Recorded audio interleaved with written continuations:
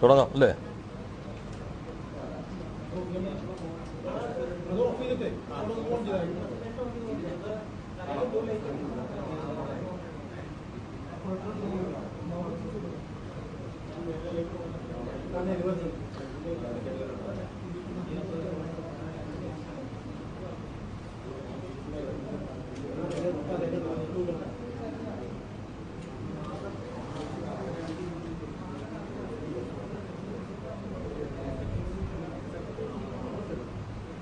ഭയങ്കര ലൈറ്റ് ഉണ്ട് അല്ലേ? നമുക്ക് കുറച്ച് റിഫ്ലക്ഷൻ കൂടും.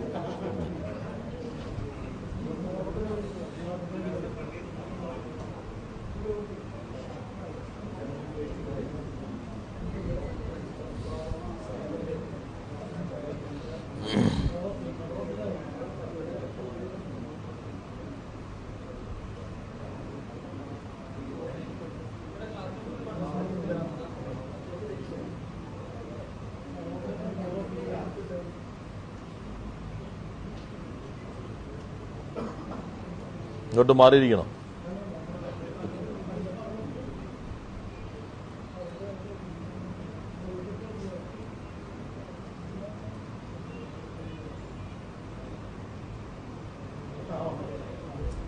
ഓഫ് ചെയ്തതിന് ലൈറ്റ് ഉണ്ട്, ഇതെല്ലാം ഓഫ് ചെയ്യണ്ട. ആ ലൈറ്റാണ് അവർ കുറയ്ക്കാൻ പറയണത്, പ്രൊജക്ടറിന്റെ.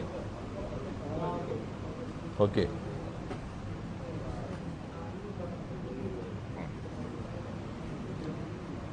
തുടങ്ങാം അല്ലേ? എങ്ങനെയാ ലൈറ്റ്? പ്രശ്നമുണ്ടോ? ഒന്നുകൂടി നോക്കിയാൽ ലൈറ്റ് കുറയ്ക്കാം. മോനെ ആ ലൈറ്റ് നോക്കുമ്പോ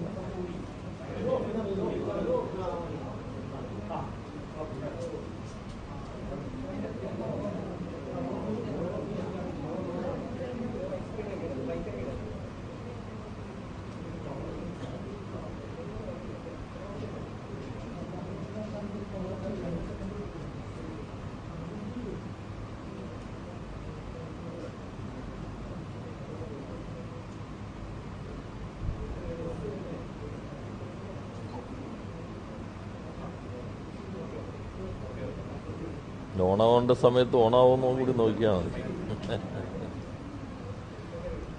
യെസ്, അപ്പോൾ നമ്മളിപ്പോൾ സംരംഭക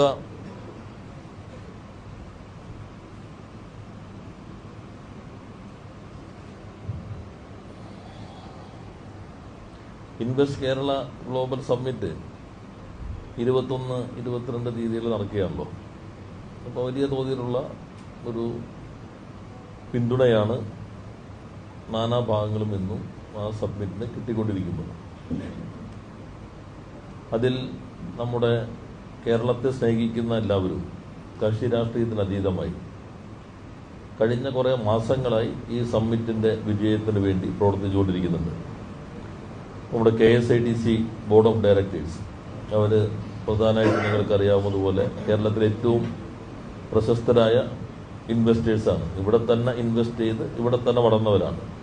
ശ്രീ ബാലഗോപാൽ, VK മാത്യൂസ്, അജു ജേക്കബ്, അതുപോലെ തന്നെ മൈൻ രാജി, ശ്രീ CJ ജോർജ്. ഇതാണ് നമ്മുടെ ഇൻവെസ്റ്റിംഗ് കമ്മ്യൂണിറ്റിയിലെ ഡയറക്ടേഴ്സ്. അവരെല്ലാ ആഴ്ചയാണ് യോഗം ചേർന്നുകൊണ്ടിരിക്കുന്നത് ഈ സമ്മിറ്റിന്റെ റിവ്യൂ, പ്ലാനിങ് ഒക്കെ ആയിട്ട്. അതുപോലെ CII ഇത് കഴിഞ്ഞാൽ താഴെ അവരിയ്ക്കുന്നുണ്ട്. ഞാൻ വീണ്ടും ലാസ്റ്റ് മീറ്റിംഗ് അവരായിട്ട് കൂടാൻ പോകുന്നു. ഫിക്കി, SS, നമ്മുടെ സ്മോൾ സ്കെയിൽ ഇൻഡസ്ട്രീസ് അസോസിയേഷൻ തുടങ്ങി എല്ലാവരും ഇതിന്റെ വിജയത്തിന് വേണ്ടി നിൽക്കുന്നുണ്ട്. ഞങ്ങൾ എല്ലാ MLA-മാരെയും ക്ഷണിച്ചിട്ടുണ്ട്. അപ്പോൾ കേരളം ഒറ്റക്കെട്ടായി നമ്മുടെ നാട് തയ്യാറായിട്ടുണ്ട്. നമ്മുടെ നാട് വ്യവസായ നിക്ഷേപത്തിന് ഏറ്റവും മികച്ച ഇടമാണ് എന്ന് എന്തെല്ലാം അഭിപ്രായ വ്യത്യാസങ്ങളുണ്ടെങ്കിലും ഒരേപോലെ പറയേണ്ട ഒരു സന്ദർഭമാണത്. അതാണ് ഭാവി തലമുറയോടും നാടിനോടും ചെയ്യേണ്ട പ്രാഥമികമായ ഉത്തരവാദിത്വം. മറ്റു കാര്യങ്ങളോ തർക്കങ്ങളോ ഒക്കെ ഉണ്ടെങ്കിൽ നമുക്ക് പിന്നീട് എടുക്കുമ്പോഴായിരിക്കും ഉചിതം. അതുകൊണ്ടാണ് മിനിഞ്ഞാന്ന് നിങ്ങൾ ചോദിച്ചപ്പോൾ ഞാൻ പറഞ്ഞു, ഈ ഘട്ടത്തിൽ ഇങ്ങനെയൊരു വിവാദമേ ഉണ്ടാകാൻ പാടില്ല. ശ്രീ ശശി തരൂർ പറഞ്ഞത് വസ്തുതകളെ അടിസ്ഥാനപ്പെടുത്തിയിട്ടാണ്. ഇനി അദ്ദേഹം പറഞ്ഞത് ഈ നിക്ഷേപ സംഗമത്തിന് മുന്നോടിയായി അതുകൂടി വായിച്ചിട്ട് ഒരു 2 നിക്ഷേപകർ കൂടുതൽ വന്നെങ്കിൽ അതിനെ നമ്മളങ്ങ് സ്വാഗതം ചെയ്യലാണ് വേണ്ടത്. അല്ലാതെ അത് അങ്ങനെയല്ല എന്ന് സ്ഥാപിച്ച് 10 നിക്ഷേപകർ വരാതിരിക്കാനുള്ള ഒരു മനസ്സ് ആരുടെ ഭാഗത്ത് ഉണ്ടാകരുത് എന്ന് ഞങ്ങൾ അഭ്യർത്ഥിച്ചിരുന്നു. ഞാൻ തന്നെ നേരത്തെ പറയുകയും ചെയ്തിരുന്നു. എന്നാൽ അവിടെ നിൽക്കുന്നില്ല. ഇങ്ങനെയല്ല കേരളം, ഇവരൊന്നും പറയുന്നതല്ല കേരളം. ഇവിടെ വ്യവസായ നിക്ഷേപം വേണ്ട എന്ന മട്ടിൽ ഒരു ചെറു ന്യൂനപക്ഷം പരസ്യ നിലപാടുകൾ സ്വീകരിക്കുന്നുണ്ട്. യഥാർത്ഥത്തിൽ കേരളീയരും കേരള വിരുദ്ധരും എന്ന ഒരു രൂപത്തിലേക്ക് ഇത് മാറിയിട്ടുണ്ട്. കക്ഷി രാഷ്ട്രീയത്തിന് അതീതമായി കേരളം വളരണം, നമ്മുടെ ചെറുപ്പക്കാർക്ക് ഇവിടെ തന്നെ ജോലി കിട്ടണം, കൂടുതൽ സംരംഭങ്ങൾ വരണം, കൂടുതൽ വ്യവസായ നിക്ഷേപം വരേണ്ടതുണ്ട്. ഇപ്പോൾ വിഴിഞ്ഞം, അതുപോലെ സ്മാർട്ട് സിറ്റി, നമ്മുടെ ഇൻഡസ്ട്രിയൽ സ്മാർട്ട് സിറ്റി, പുതിയ ഇൻഫോ പാർക്കുകൾ, പുതിയ പ്രഖ്യാപനങ്ങൾ, ഇതിൻ്റെയൊക്കെ ഭാഗമായി കൂടുതൽ നമുക്ക് തൊഴിലുണ്ടാകാൻ കഴിയണം എന്ന് ആഗ്രഹിക്കുന്ന കേരളീയരും സങ്കുചിത രാഷ്ട്രീയത്തിന്റെ പേരിൽ ഒന്നും ഇവിടെ നടക്കില്ല എന്ന് വാദിച്ച് വസ്തുതകളില്ലാതെ ഉറപ്പിക്കാൻ ശ്രമിക്കുന്ന കേരള വിരുദ്ധരോ കേരള ശത്രുക്കളോ. അതാണ് നിയമസഭയിൽ ഞങ്ങൾ പറഞ്ഞത്. ബഹുമാന്യ മുഖ്യമന്ത്രി ഇന്നലെ പറഞ്ഞതും, പ്രതിപക്ഷം സഭയ്ക്കകത്തുള്ള പ്രതിപക്ഷമാണ്, കേരളത്തിന്റെ പ്രതിപക്ഷമാകാൻ പാടില്ല, കേരള ജനതയുടെ പ്രതിപക്ഷമാകാൻ പാടില്ല. ഇന്ന് പ്രതിപക്ഷ മേധാവ് നടത്തിയ പത്രസമ്മേളനവും യഥാർത്ഥത്തിൽ അദ്ദേഹം ഈ സന്ദർഭത്തിൽ നടത്താൻ പാടില്ലാത്തതാണ്. പക്ഷെ അദ്ദേഹം ഞങ്ങളോടുള്ള മറുപടിയല്ല പറഞ്ഞെന്നുള്ളത് നിങ്ങൾക്ക് എല്ലാവർക്കും അറിയാം. ഒരു കാര്യം കൂടി അദ്ദേഹം ചിലപ്പോൾ വ്യക്തമാക്കി കാര്യങ്ങളൊക്കെ ചോദിച്ചപ്പോൾ നിങ്ങളും ചോദിക്കുന്ന കേട്ടത് ഇന്ന മറുപടിയാണോ വല്ലാന്ന് പറയുന്നുണ്ടെങ്കിലും അരിയാകാരം കഴിക്കുന്ന എല്ലാവർക്കും അറിയാം അത് അവർ തമ്മിലുള്ള ഒരു പ്രശ്നം എന്ന നിലയിൽ വന്നതാണ്. ആ തർക്കം കേരളത്തെ ബാധിക്കാൻ പാടില്ല.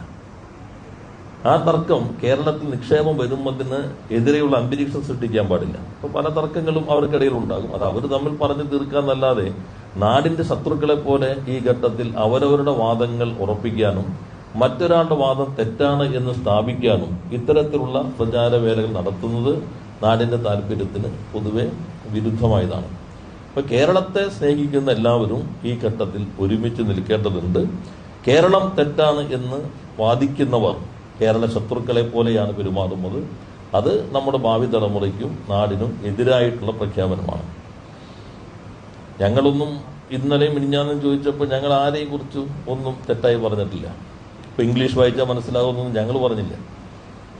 ഇംഗ്ലീഷ് വായിച്ചിരിക്കും അറിയാം എന്ന് സ്ഥാപിക്കാൻ വേണ്ടി പ്രത്യേകം ആളുകൾ പത്രസമ്മേളനം നടത്തിയും നമ്മുടെ നാട്ടിലേക്കുള്ള നിക്ഷേപത്തെ ആകർഷിക്കുന്ന സാഹചര്യം ഇല്ലാതാക്കാൻ പാടില്ല. അതിലിപ്പോ ഇന്ന് അദ്ദേഹം പറഞ്ഞതെല്ലാം വസ്തുതാ വിരുദ്ധമായ കാര്യങ്ങളാണ്, കേരളത്തിനെതിരായിട്ടുള്ള കാര്യങ്ങളാണ്. ഒന്നിപ്പോൾ നിങ്ങൾ നോക്കൂ, GDP എങ്ങനെയാണ്. അദ്ദേഹത്തിന് ആദ്യത്തെ ചോദ്യം, ഇത്രയും ഇൻവെസ്റ്റ്മെന്റ് വന്നാൽ നേരെ GDP-യിൽ അത് പ്രതിഫലിക്കേണ്ടതില്ലേ?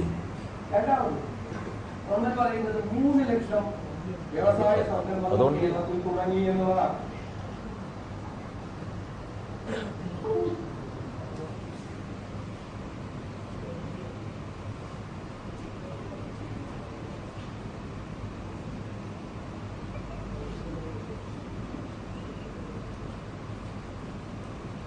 ഞാൻ വേണമെങ്കിൽ ഇങ്ങോട്ട് നീങ്ങിയിരിക്കും, നിങ്ങൾ മൈക്ക് ഇങ്ങോട്ട് ക്രമീകരിച്ചിട്ടും മതി.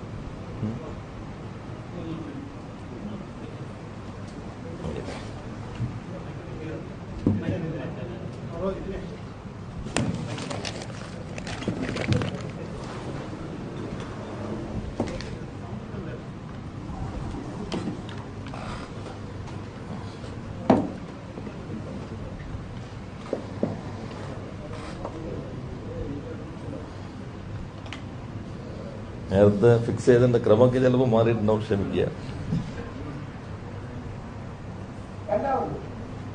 പറയുന്നത് 3 ലക്ഷം വ്യവസായ സംരംഭങ്ങൾ കേരളത്തിൽ തുടങ്ങി എന്നുള്ളതാണ്. ഇത് അപ്പോ കേരളത്തിൽ ഒരു നിയോജക മണ്ഡലത്തിൽ ഒരു 2000 പുതിയ സംരംഭങ്ങൾ വെച്ച് വരണം.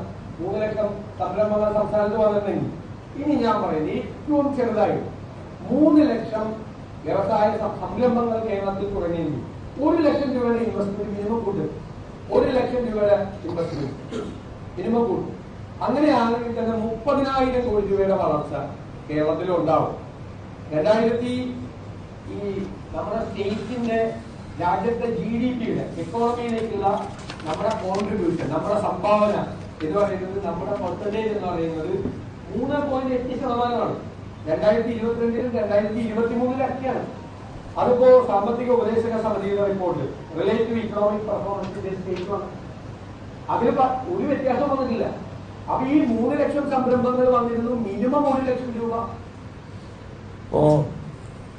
കമ്മതി കണക്ക് വേണ്ട, 30,000 കമ്മതി വേണ്ട, കൃത്യ വെബ്സൈറ്റിലുണ്ട് നമ്മുടെ ഇയർ ഓഫ് എന്റർപ്രൈസസ്. അതിൽ ഞാൻ പറയാം. ഓരോ ഞാൻ കഴിഞ്ഞ ദിവസം കോൺക്ലേവ് കൃത്യമായി വെച്ചാണ് ഇത് കൃത്യമായി എത്ര ഇൻവെസ്റ്റ്മെന്റ് എന്നുണ്ട്. അതുകൊണ്ട് പ്രതിപക്ഷ നേതാവ് ആവറേജ് എടുക്കേണ്ട കാര്യമില്ലായിരുന്നു. 22,122.92 കോടി നിക്ഷേപമാണ് വന്നിട്ടുള്ളത്. ഒരാളത്തേക്ക് പുറകെ വരാം. അപ്പൊ അതില് ഒന്ന് അദ്ദേഹം തിരക്കിൽ ചിലപ്പോൾ സാമ്പത്തിക ശാസ്ത്രത്തിന്റെ അടിസ്ഥാന തത്വങ്ങൾ മറന്നു പോകുന്നതായിരിക്കും. നിക്ഷേപം നേരെ GDP-യിലേക്ക് വരില്ല. What is GDP? Gross domestic product ആണ്. ഒരു 10 കോടി നിക്ഷേപം വന്നാൽ നേരെ 10 കോടി GDP പ്രതിഫലിക്കുമോ? അത് എവിടത്തെ സാമ്പത്തിക ശാസ്ത്രം? അതിന്റെ പല ഘടകങ്ങളും ബഡ്ജറ്റ് ഒരു ഭാഗം GDP-യിലേക്ക് വരും. ചിലപ്പോൾ GDP-യിൽ അത് പ്രതിഫലിക്കുന്നതിന് കുറെ കാലം എടുക്കും. അതൊരു സാമ്പത്തിക ശാസ്ത്രത്തിൽ. അപ്പൊ അങ്ങനെയൊന്നും നമ്മൾ അധിക്ഷേപിച്ച് പറയരുത്. ഇനി ഞാൻ കേരളത്തെ സ്നേഹിക്കുന്ന ഒരാളാണെങ്കിൽ എങ്ങനെ പറയും? കേരളത്തെ സ്നേഹിക്കുന്ന ഒരാളാണെങ്കിൽ പറയും, ആന്ധ്രയും തെലങ്കാനയും കൂടിയാൽ ഇന്ത്യയുടെ 9.2% സ്ഥലമുണ്ട്. അവര് 9.7% GDP സംഭാവന ചെയ്യുന്നു. കർണാടക 4.9% സ്ഥലമുണ്ട്. അവര് 8.2% GDP സംഭാവന ചെയ്യുന്നു. തമിഴ്നാട് 3.9% സ്ഥലമുണ്ട്. അവർ 8.9% GDP സംഭാവന ചെയ്യുന്നു. കേരളം 1.18% സ്ഥലമുണ്ട്. നമ്മൾ 3.8%. കേരളത്തെ സ്നേഹിക്കുന്ന ആളുടെ കമ്പാരിസൺ എങ്ങനെയാണ്? അപ്പോ ആന്ധ്ര അവരുടെ സ്ഥലത്തിന്റെ 1.04 മടങ്ങ് GDP സംഭാവന ചെയ്യുന്നു. കർണാടക അവരുടെ സ്ഥലത്തിന്റെ 1.65 മടങ്ങ് GDP സംഭാവന ചെയ്യുന്നു. തമിഴ്നാട് അവരുടെ സ്ഥലത്തിന്റെ 2.28 മടങ്ങ് GDP സംഭാവന ചെയ്യുന്നു. കേരളം അവരുടെ സ്ഥലത്തിന്റെ 3.22 മടങ്ങ് GDP സംഭാവന ചെയ്യുന്നു. വിശകലനങ്ങൾ എപ്പോഴും കമ്പാരിറ്റീവ് ആയിരിക്കും. ഇതിന് പോപ്പുലേഷൻ വെച്ചുകൊടുക്കാം. പക്ഷെ ഇതിൽ അദ്ദേഹത്തിന് അടിസ്ഥാനമായിട്ടുള്ള ഇത് തന്നെ തെറ്റാണ്. നേരെ GDP-യിൽ വരില്ല എന്ന് ചോദിച്ചാൽ അതിപ്പോ എനിക്കോട് തിരക്ക് മൂലമൊന്നും വായിക്കാൻ പറ്റാത്തതുകൊണ്ട് ഞാൻ നേരത്തെ പറഞ്ഞ പോലെ സംഭവിക്കുന്ന കാര്യമാണ്. നേരെ നിക്ഷേപം GDP-യിലേക്ക് വരില്ല. പിന്നെ ഈസ് ഓഫ് ഡൂയിങ് ബിസിനസ്സിൽ അദ്ദേഹം പറഞ്ഞത് പെട്ടിക്കടയാണ്. 2021 നിയമം ഭേദഗതി ചെയ്തു. അതിൽ ട്രേഡ് വന്നു. പഴയതെല്ലാം ഇതിനകത്ത് ഉൾപ്പെടുത്തിയിട്ടാണ്. യഥാർത്ഥത്തിൽ ഞങ്ങളുടെ ഇതിൽ തന്നെ നിങ്ങൾക്ക് കാണാം. താഴോട്ട് പോയി സെക്ടർ ബേസ് ഞാൻ ഇന്നലെ കാണിച്ച ഇത് മറച്ചു വെച്ചിട്ടല്ല. What is MSME? MSME എന്ന് പറഞ്ഞാൽ 1 കോടിക്ക് താഴെ മൂലധനമുള്ളത് മൈക്രോ, 10 കോടിക്ക് താഴെ മൂലധനമുള്ളത് സ്മോൾ, 50 കോടിക്ക് താഴെ മൂലധനമുള്ളത് മീഡിയം. ഇതാണ് MSME. ഇനി അതിന്റെ താഴെ നാനോ ഉണ്ട്. നാനോ നമ്മൾ ഇതിനകത്ത് ഉൾപ്പെടുത്തുന്നുണ്ട്. ഇത് തന്നെ കൃത്യമായിട്ട് മാനുഫാക്ചറിങ് 48,137, ഇൻവെസ്റ്റ്മെന്റ് ഇത്ര. ഇത് ഈ വർഷത്തെയാണ്. അല്ല, ഈ വർഷത്തെ അല്ലേ, ടോട്ടൽ അല്ല, ഈ വർഷത്തെ മാത്രം. ടോട്ടൽ എടുത്ത് നോക്കൂ.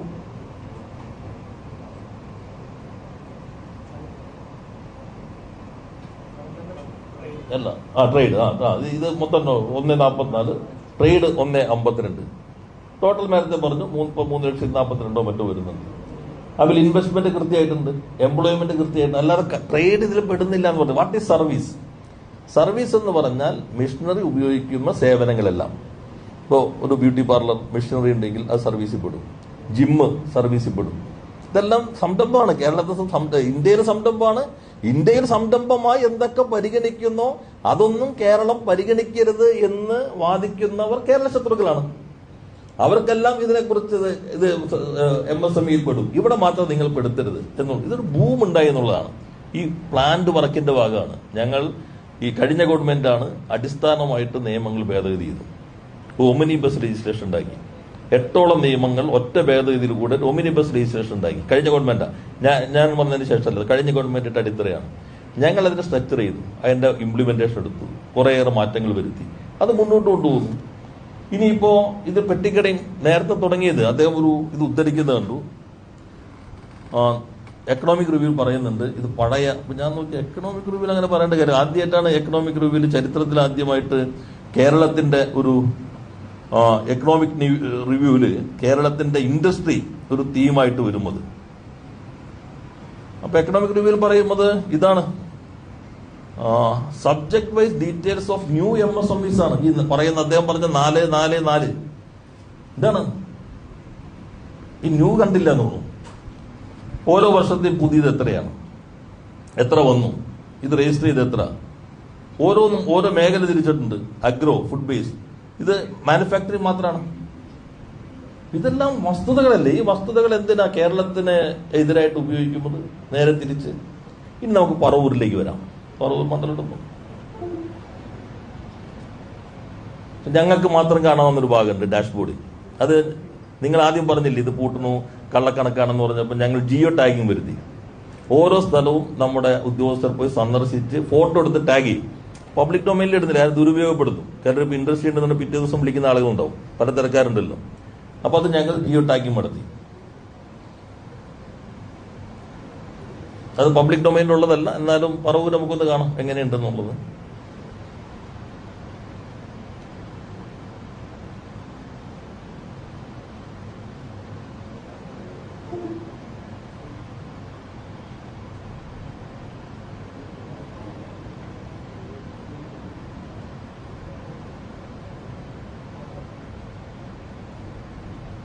പറവൂരൊന്ന് കൊടുക്കും. ഇത് ഞങ്ങളുടെ ഡാഷ്ബോർഡാണ്.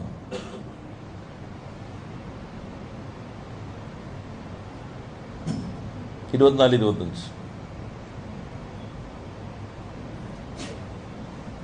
പറവൂർ. യെസ്, ഇത് പറവൂർ. ദെൻ പഞ്ചായത്ത് തിരിച്ച് ഒരിടത്തും കോട്ടുപള്ളി. ഇതിലേതൊക്കെയാണ്? ഇതിപ്പോ സർവീസ് 25,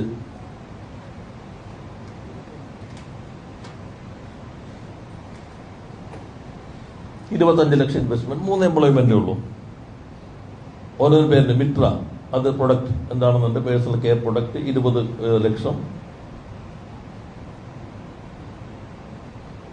ഇങ്ങനെ ഓരോന്നുണ്ട്, ഓരോ സ്ഥാപനമുണ്ട്. ഇത് ഏതാണെന്ന് നോക്കിക്കൊണ്ട് അദ്ദേഹം ഇനിയിപ്പോൾ ഏതെങ്കിലും പഴയതുണ്ടെങ്കിൽ പറഞ്ഞോട്ടെ. അടുത്ത പേജ് എടുത്തു. പിന്നെ നമ്മൾ ഒരു മാനുഫാക്ചറിങ് ഒന്ന് കാണിക്കുക നമ്മുടെ ഉള്ളത്, നമ്മൾ പോയിട്ടുള്ള ഇൻസ്പെക്ഷൻ നടത്തുന്നത് ഓരോ വർഷവും.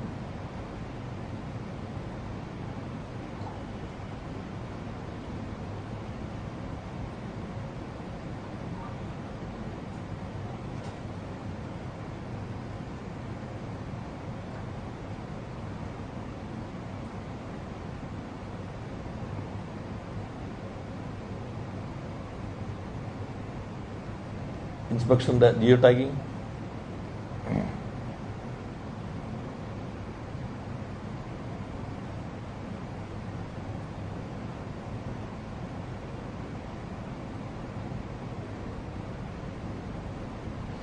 ആ ഇൻഡസ്ട്രിയെ കുറിച്ചുള്ള കംപ്ലീറ്റ് ഡീറ്റെയിൽസ് മുകളിലേക്ക് പോയി. മുകളിലേക്ക് 23 സബ്മിറ്റ് ചെയ്തു. രജിസ്ട്രേഷൻ, മൊബൈൽ നമ്പർ, അപ്ലിക്കന്റെ പേര്, യൂണിറ്റ് ഓപ്പറേഷണൽ ആണോ, പിന്നെ എന്തെങ്കിലും ഇഷ്യൂസ് ഉണ്ടോ, എന്തെങ്കിലും ഫണ്ടിന്റെ ആവശ്യമുണ്ടോ, ഇതെല്ലാം നമ്മുടെ ഓരോ പഞ്ചായത്തിലും നേരിട്ട് പോയി ഫിസിക്കലി കാണുന്നുണ്ട്. പിന്നെ അത് ജിയോ ടാഗിങ് എന്താണ്? മരച്ചിക്കലാട്ടിയ പച്ച വെളിച്ചെണ്ണ, കൊക്കോ ലൈവ്, latitude, longitude, photo taken complete ഉണ്ട്. ഈ 3,40,000 ഇത് എന്റെ കയ്യിലുണ്ട്, ഞങ്ങളുടെ ഡിപ്പാർട്ട്മെന്റിന്റെ കയ്യിലുണ്ട്, ഓരോ ജില്ലാ വ്യവസായ കേന്ദ്രത്തിന്റെ കയ്യിലുണ്ട്. ഇത്രയും വസ്തുതകൾ വെച്ചിട്ടാണ് ഓരോ വർഷത്തെ ഉണ്ട്. ഇതിന്റെ പറവൂരിന്റെ മാനുഫാക്ചറിങ് മാത്രം ഒന്ന് എടുത്ത് നോക്കി, ഒരു എക്സൽ ഷീറ്റ് ഒന്ന് എടുത്ത്.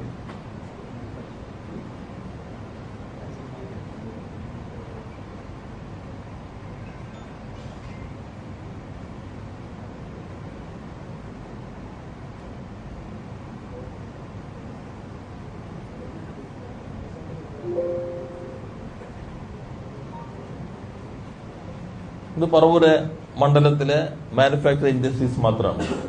ഓരോന്നിന്റെയും ഏത് കാറ്റഗറി വരുന്നു, ഡിസ്ട്രിക്ട് എന്താണ്, പഞ്ചായത്ത് ഏതാണ്, ഡേറ്റ് ഓഫ് ഇത് തുടങ്ങിയതെന്നാണ്, ആരാണ് ഓണർ, എന്താണ് കാര്യങ്ങൾ, ഇതെല്ലാം ഇതിനകത്ത് വരുന്നുണ്ട്. അപ്പൊ ഇതെല്ലാം ഡോക്യുമെന്റഡ് ആണ്. അല്ലാതെ കേരളത്തിൽ ഇപ്പോൾ പെട്ടിക്കടയും വണ്ടിക്കടയും, അപ്പൊ ഇത്രയും പെട്ടിക്കടയും വണ്ടിക്കടയും ഈ കേരളത്തിൽ ഉണ്ടായോ? രജിസ്റ്റർ ചെയ്യാതെ ഇത്ര ഉണ്ടായിരുന്നു കേരളത്തിൽ? ഇത് നമ്മളൊരു വലിയൊരു ക്യാമ്പയിൻ നടത്തി. അതിന്റെ ഭാഗമായി ഓരോ പഞ്ചായത്തിന് ആളെ വെച്ചു, ഓരോരുത്തരും സഹായിച്ചു. ഇനി ഇത് മാത്രമല്ല, ഞങ്ങളിത് ഇട്ടിട്ട് പോകുന്നില്ല. ഇനി സസ്റ്റൈനബിലിറ്റി റിപ്പോർട്ട് ഒന്നും എടുത്ത് ഓരോ സ്ഥാപനത്തിലും ഓരോ വർഷം ഇൻസ്പെക്ഷൻ ഉണ്ട്. ഓരോ പഞ്ചായത്തിലും ഓരോ സ്ഥാപനത്തിലും നിങ്ങൾക്ക് എന്തെങ്കിലും പ്രശ്നമുണ്ടോ, അടച്ചു പൂട്ടുന്ന സാധ്യതയുണ്ടോ, എന്ത് ചെയ്യും? ചില നമുക്ക് സഹായിക്കാൻ പറ്റില്ല എന്നൊരു പറ്റുന്നുണ്ടോ? ഒരു സസ്റ്റൈനബിലിറ്റി നോക്കൂ.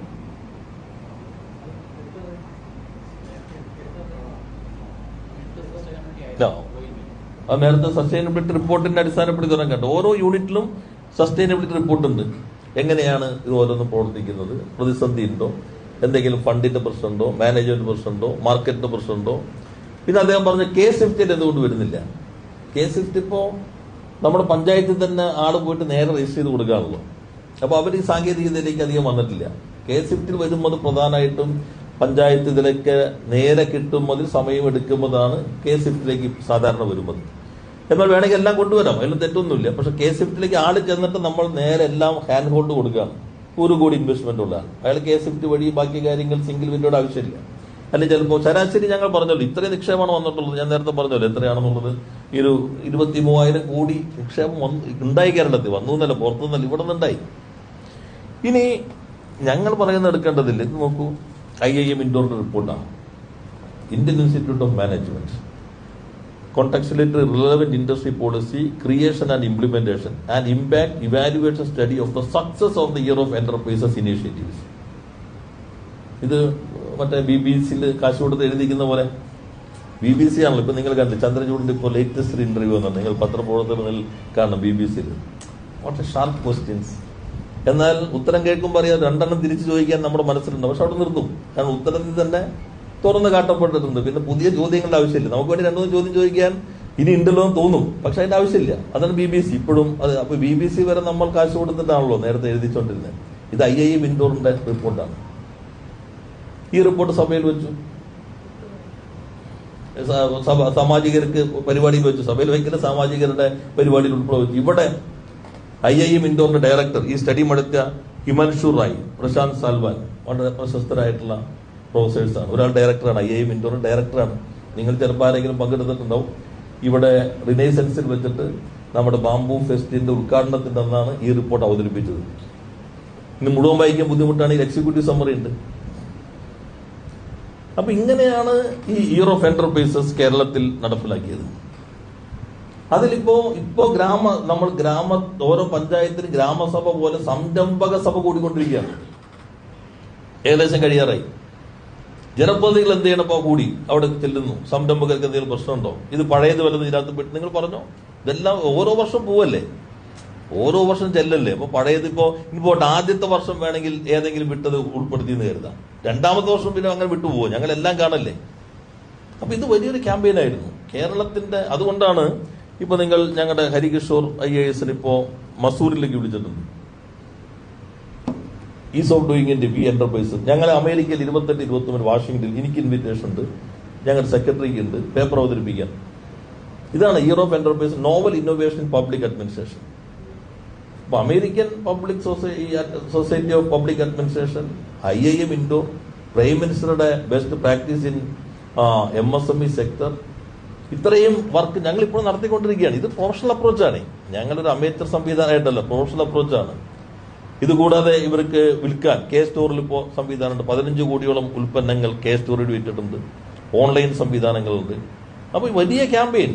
ഏതെങ്കിലും ചെറിയ കുറവ് ഞാൻ അന്നേ പറഞ്ഞു, പക്ഷെ ഇപ്പൊ എല്ലാം പക്കയാണ്. അതുകൊണ്ടാണ് ജിയോ ടാഗിങ് ഉൾപ്പെടെ നടത്തിയത്. ചില ചാനലുകൾ വലിയ ക്യാമ്പയിൻ നടത്തി. ലോകത്തിന്റെ ഇത്തരത്തിലെ മാധ്യമ പ്രവർത്തനത്തിൽ പുതിയ അധ്യായം വന്നപ്പോൾ നമ്മൾ ഒരു പുതിയ രീതിയിൽ ജിയോ ടാഗിങ് ഒക്കെ നടത്തി. ഇങ്ങനെയാണ് എന്നുള്ള എല്ലാത്തിന്റെയും ഫോട്ടോ ഉണ്ട്, എല്ലാത്തിന്റെയും. പിന്നെ is of doing business, ease of doing business ranking അതില്ല. അങ്ങനെ സാധനം ഇല്ലല്ലോ എന്ന് പറഞ്ഞു. ഞാൻ സഭയിൽ വിസ്തീരിച്ചല്ലോ. അദ്ദേഹത്തിനൊന്നും എനിക്കായിരുന്നല്ലോ. അദ്ദേഹം എനിക്കപ്പേരിക്കല്ലോ, ഞാൻ വഴങ്ങുമല്ലോ. ഇനി അദ്ദേഹം ഈസ് ഓഫ് ഡൂയിങ് ബിസിനസിനെ കുറിച്ച് പറയുന്ന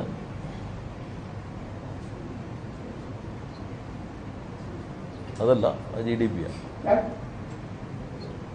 ഇവിടെ ഒന്ന് പറയുന്നത് ഈസ് ഓഫ് ഡൂയിങ് ബിസിനസ് സംബന്ധിച്ച കാര്യത്തിൽ കേരളം 1ാമത് എത്തിയെന്നാണ് സർക്കാരിന്റെ ആദ്യ അവകാശവാദം.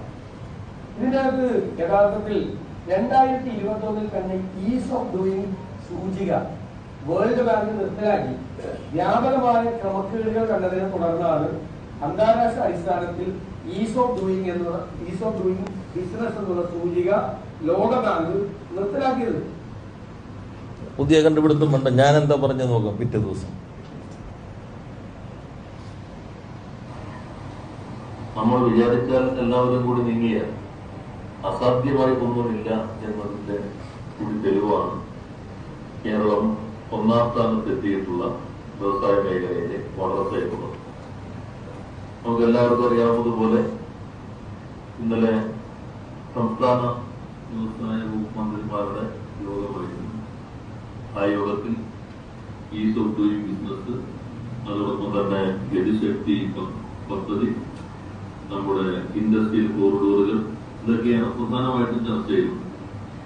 അതിന്റെ ഏറ്റവും അവസാനമാണ് കഴിഞ്ഞ വർഷത്തെ ഇതിന്റെ പ്രഖ്യാപനം വന്നിട്ടുള്ളത്. അതിൽ കഴിഞ്ഞ വർഷം മുതൽ പുതിയ രീതിയിലാണ് ഈസ് ഓഫ് ഡൂയിങ് ബിസിനസിന്റെ റാങ്കിങ് നടത്തുന്നത്.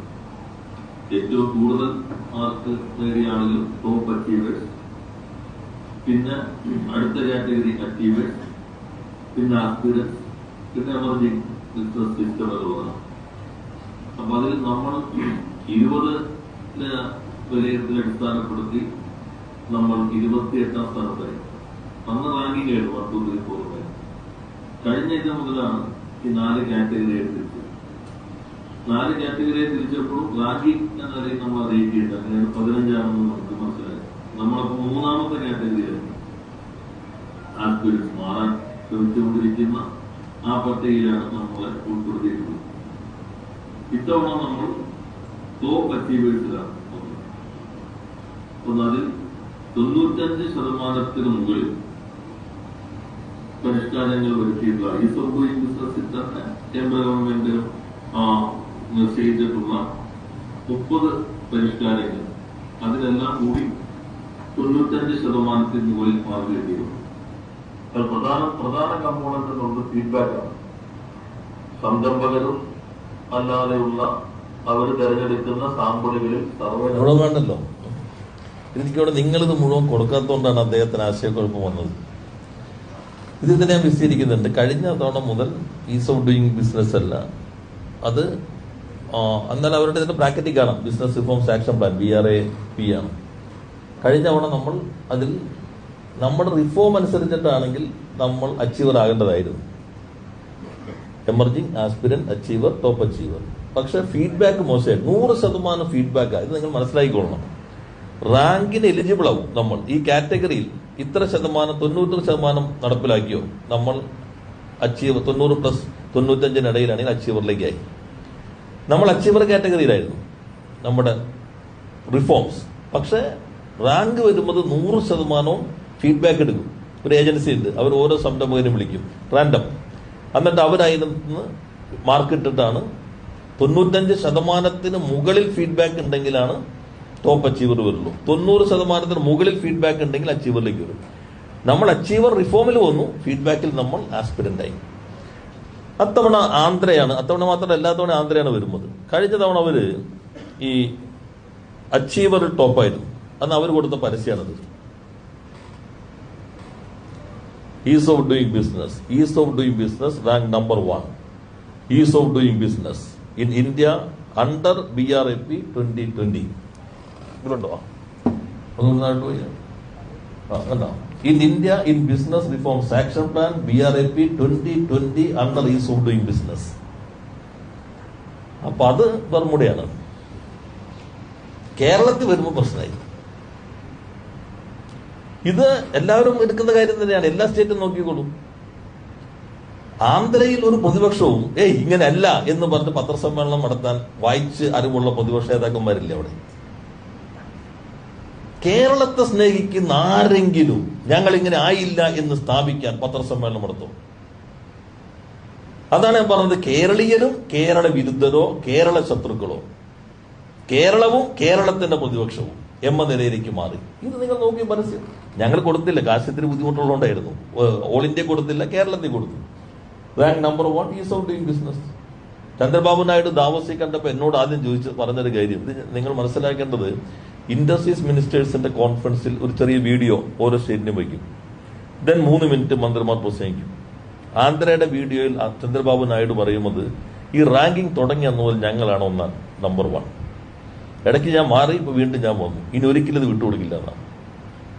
അതെല്ലാം കഴിഞ്ഞിട്ട് ലാസ്റ്റാണ് പീയൂഷ് ഗോയൽ ഇത് പ്രഖ്യാപിക്കുന്നത്. 1, 2, 3 എന്നല്ല പ്രഖ്യാപിക്കാം. ഈ ടോപ്പ് അച്ചീവറിൽ 9 എണ്ണത്തിൽ നമ്മൾ ഏറ്റവും മുകളിൽ വന്നു, 5 എണ്ണത്തിൽ AP മുകളിൽ വന്നു, 3 എണ്ണത്തിൽ ഗുജറാത്ത് മുകളിൽ വന്നു. അതാണ് ടോപ്പ് അച്ചീവറിൽ ഏറ്റവും കൂടുതൽ വന്നിരിക്കുന്നത്. അതാണ് കഴിഞ്ഞവൺ ഇതേപോലെ ആന്ധ്ര വന്നു. നമ്മളിത് ആദ്യത്തേനും വന്നില്ല, രണ്ടാമത്തേനും വന്നില്ല, മൂന്നാമത്തേനും വന്നില്ല. അപ്പോ ആരെങ്കിലും പത്രസമ്മേളനം നടത്തിയിട്ട് പറഞ്ഞോ ഈസ് ഓഫ് ഡൂയിങ് ബിസിനസ്സിൽ കേരളം 15ാം റാങ്ക് ആയി എന്നുള്ളത് തെറ്റാണ്. ഇത് is of doing business world bank പണ്ടേ നിർത്തിയതാണ്. ഇവര് പറയുന്നത് കേരളത്തിൽ വ്യവസായം വരാതിരിക്കാനാണ്, 15ഒന്നും അല്ല എന്ന് ഒരു പ്രതിപക്ഷത്തിന്റെ ആരെങ്കിലും ഇപ്പൊ പറയുന്നവർ പറഞ്ഞോ? മെച്ചപ്പെട്ടപ്പോ നേരെ ഇത് അങ്ങനെയല്ല. ഇപ്പൊ ആന്ധ്രാപ്രദേശ് നോക്കുക, അവരതൊരു അവസരം ഉപയോഗിച്ചു, ഒറ്റക്കെട്ടായിട്ട് ഉപയോഗിക്കുകയുണ്ടായി. ഇതാണ് ഞാൻ നിയമസഭയിൽ പറഞ്ഞപ്പോൾ അദ്ദേഹം എടുത്തെങ്കിൽ അവിടെ വെച്ച് തന്നെ വിസ്തീരിച്ചു കൊടുക്കാമായിരുന്നു. പിന്നെ ഇന്നലെ പുറത്തിറങ്ങിയ കുറെ റിപ്പോർട്ടുകളുണ്ട്, എല്ലാം ഞാൻ വായിക്കുന്നില്ല, നിങ്ങൾക്കും ഇതെല്ലാം നിങ്ങൾ കൊടുക്കാൻ സമയമില്ലല്ലോ നിങ്ങൾക്ക്. ഇന്നലെ പുറത്തിറങ്ങിയ പുതിയ റിപ്പോർട്ടുണ്ട്, പ്രതിപക്ഷ നേതാവിന് വേണമെങ്കിൽ വായിക്കാവുന്നതാണ്. ശശി തരൂർ വേണമെങ്കിൽ ഇംഗ്ലീഷിലാണത്. അതിൽ India's periodical labour forces survey 23-24 ഇത് വളരെ പ്രധാനപ്പെട്ടതാണ്. ഇതിൽ പറയുന്നത് number of employment in Kerala grew from 1.1 crore in 2017-18 to 1.40 crore in 23-24, marking a substantial increase. 1.14 കോടി തൊഴിലാളികളിൽ നിന്ന് 1.49 കോടിയിലേക്ക് മാറി എന്നുള്ളതാണ്. ഇത് അതിൽ തന്നെ അടുത്ത ഭാഗത്ത് നോക്കിയാൽ higher share of regular work, ഈ PLFS 23-24 share of regular workers among total employment persons in Kerala has risen to 44% in 23-24 from 26% in 11-12. കേരളത്തിലെ തൊഴിൽ ശക്തിയുടെ 26% 11-12 സ്ഥിരം തൊഴിലാളികൾ, 23-24 അത് 44% വർദ്ധിച്ചു. രാജ്യം എവിടെ നിൽക്കുന്നു? The nation remains only 25% in India as a whole. രാജ്യത്ത് നേരത്തെ 25 ഇപ്പോൾ 25 തന്നെ. കേരളത്തിൽ നേരത്തെ 26 ആയിരുന്നു, ഇപ്പോ അത് 44. അതിൽ തന്നെ പറയുന്നത് woman participation regular work, the share of woman in regular work of in Kerala 59% is much higher than the national figure only 20%. ഇന്ത്യയിലെ സ്ഥിരം തൊഴിലാളി 20% സ്ത്രീകളുടെ സ്ഥിരം തൊഴിലുണ്ടെങ്കിൽ കേരളത്തിൽ അത് 59%. എല്ലാ വിശദാംശങ്ങളിലേക്ക് ഞാൻ പോകുന്നില്ല, നിങ്ങളും സൈറ്റിൽ പോയി കിട്ടും PLFS. അപ്പൊ ഇത് കാണിക്കുന്നത് എന്താ? സംഘടിതമായ തൊഴിലാളികളുടെ എണ്ണത്തിൽ വർധനവുണ്ടാകുന്നു എന്ന് വെച്ചാൽ ഓർഗനൈസ് സെക്ടറിലേക്ക് കേരളത്തിന്റെ മാനുഫാക്ചറിംഗ് മേഖലയിൽ വളർച്ച ഉണ്ടാകുന്നു. ഇത് ട്രേഡ് എല്ലാം ഉണ്ട്, സർവീസ് എല്ലാം ഉണ്ട്. പക്ഷേ നിങ്ങൾ കാണേണ്ടത് കേരളത്തിന്റെ മാനുഫാക്ചറിംഗ് സെക്ടറിലേക്ക് ഇൻഡസ്ട്രിയുടെ സ്വഭാവം മാറുന്നു. ഇതിന്റെ നേട്ടം നിങ്ങൾ നോക്കിക്കോളൂ, 6-7 വർഷം കഴിയുമ്പോൾ കേരളത്തിൽ കൃത്യം കിട്ടുള്ളൂ. ഇപ്പൊ ഈ മാറ്റങ്ങളൊക്കെ ഉണ്ട്, പക്ഷെ ഒരു 6-7 വർഷം കഴിയുമ്പോൾ കേരളം ഇതിൽ നിന്ന് വലിയൊരു ചാട്ടായിരിക്കും. GDP ആകാം, എംപ്ലോയ്മെന്റ് ജനറേഷൻ ആകാം, നമ്മുടെ എക്സ്പോർട്ടിൽ പിന്നെ മാറ്റം വരുന്നുണ്ടല്ലോ. ഇതാണ് കേരളം. നമുക്ക് നല്ല തോതിൽ തന്നെ മുന്നേറാൻ കഴിഞ്ഞിരിക്കുന്നു. അപ്പൊ ഈ അടിസ്ഥാനരഹിതമായ കാര്യങ്ങൾ ആധികാരികമെന്ന മട്ടിൽ അവതരിപ്പിച്ച് കേരളത്തെ ഇങ്ങനെ വഞ്ചിക്കാൻ പാടുന്നു. പ്രത്യേകിച്ച് ഒരു ഇൻവെസ്റ്റ് സമ്മിറ്റിലേക്ക് 10-25 രാജ്യങ്ങളുടെ നയതന്ത്ര പ്രതിനിധികൾ വരുന്നു. എല്ലാവരും വരുമ്പോൾ ഇവിടെ തെറ്റാണ്, ഇവിടെ ഒന്നുമല്ല, ഇവർ പറയുന്നതെല്ലാം നുണയാണ്, കള്ളമാണ്, ചീട്ടുകൊട്ടാരം ഞാനിതാ പൊളിച്ചിടുന്നു. ഏത് ചീട്ടുകൊട്ടാരം? വസ്തുതകളല്ലേ ഇത്? ഇത് നല്ല ഉറച്ച കോൺക്രീറ്റിൽ മലബാർ സിമെന്റ് വെച്ച് ഉറപ്പിച്ചിട്ടുള്ളതാണെന്ന്, അല്ലാതെ ചീട്ടുകൊട്ടാരം നല്ലത് നന്നായി ഉറപ്പിച്ചിട്ടുള്ളത് തന്നെയാണ്. ഞങ്ങളുടെ ഈ ഓരോ കാര്യങ്ങളും എല്ലാം ഡാറ്റ ആയിട്ട് വസ്തുതകളെ അടിസ്ഥാനപ്പെടുത്തിയിട്ടാണ്. പിന്നെ അദ്ദേഹം പറഞ്ഞു, ഞാൻ IT എല്ലാം ഞാൻ പറയുന്നില്ല, അത് CMന്റെ വകുപ്പാണെങ്കിൽ പോലും നമ്മൾ നുണകൾ പറയുന്നതിന് ഒരു അതിര് വേണ്ടേ? ഈ റിപ്പോർട്ടിൽ അദ്ദേഹം പറയുന്ന ഭാഗമുണ്ട്, അതിലുണ്ടോ ആ കോവിഡിനെ കുറിച്ചുള്ള ഒരു സിദ്ധാന്തം? 2012-13 സ്റ്റാർട്ടപ്പ് പിന്നെടുക്കാം. സ്റ്റാർട്ടപ്പ്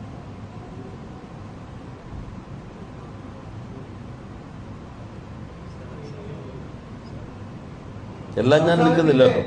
പൊതുവെ ഇത് പറയാം. സ്റ്റാർട്ടപ്പ് അതാണ് ഒരു പ്രധാനപ്പെട്ട വിഷയം. സ്റ്റാർട്ടപ്പിന്റെ കാര്യം പറയാം. നമ്മൾ എന്താ പറയുന്നത്, ഇക്കോസിസ്റ്റം അല്ലെ, സ്റ്റാർട്ടപ്പ് ഇക്കോസിസ്റ്റം.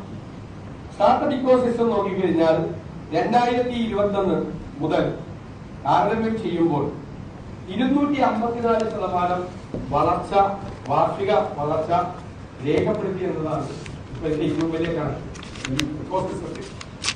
ഇപ്പോ യഥാർത്ഥത്തിൽ വളരെ വിചിത്രമായ ഒരു താരതമ്യമാണ് ഇത്. രണ്ടാം വലിയ സർക്കാരിന്റെ 3 വർഷ കാലയളവിൽ ഉണ്ടായിരുന്ന വളർച്ച ഒന്നാം സർക്കാരിന്റെ അവസാന 3 വർഷ കാലയളവിൽ ഉണ്ടായിരുന്നതിനേക്കാൾ 254% എന്താ കാര്യം? 2019-21 ആയിട്ടാണ് താരതമ്യപ്പെടുത്തിയിരിക്കുന്നത്. 2019-21 വല്ലതും പറയുന്നത് ആളല്ലേ? ആ റിപ്പോർട്ടൊന്ന് എടുത്ത് നോക്കിയ റിപ്പോർട്ട് അതല്ല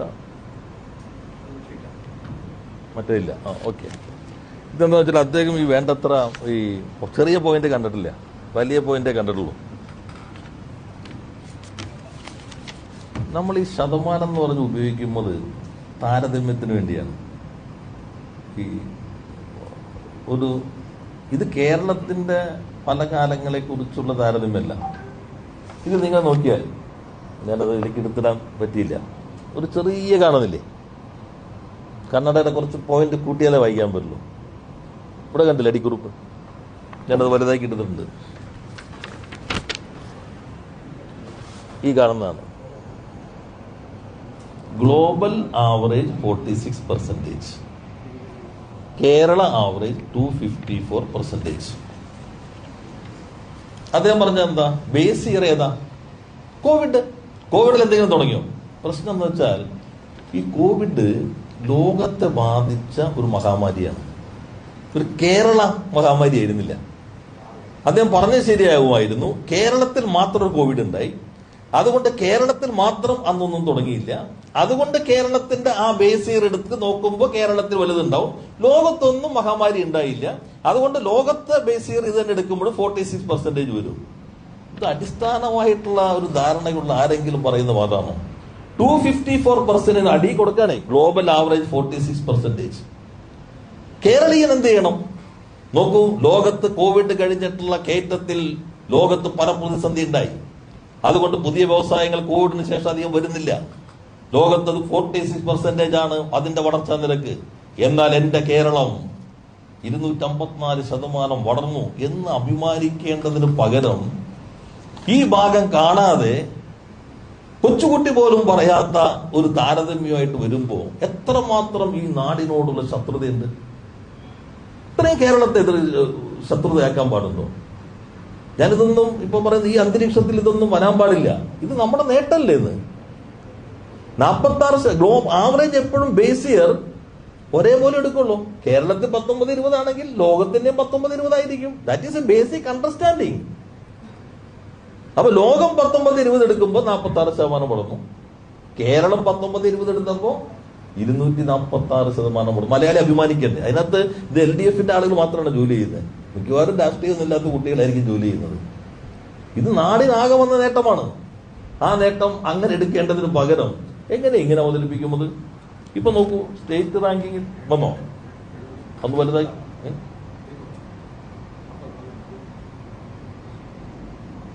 എന്നെ മുകളിൽ ഒന്ന് വലുതാക്കാൻ പറ്റുമോ നിങ്ങൾക്ക്? അവിടെ